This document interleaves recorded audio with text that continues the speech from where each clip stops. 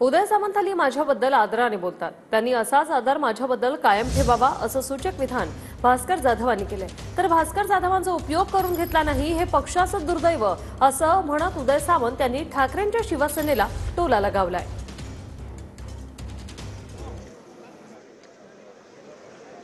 काम करायला आम्ही तयार आहोत।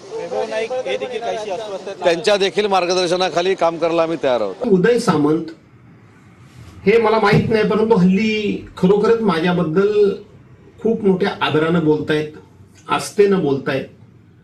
वागताना सुद्धा मनामध्ये काय असेल त्यांच्या हे मला माहित नाही, परंतु चार चौकामध्ये वागत असताना माझ्या ज्येष्ठतेचा, माझ्या अनुभवाचा त्यांनी बऱ्याच वेळा उल्लेख केलेला आहे आणि आता ते माझ्याबद्दल आदरानं बोलायला देखील लागलेले आहेत।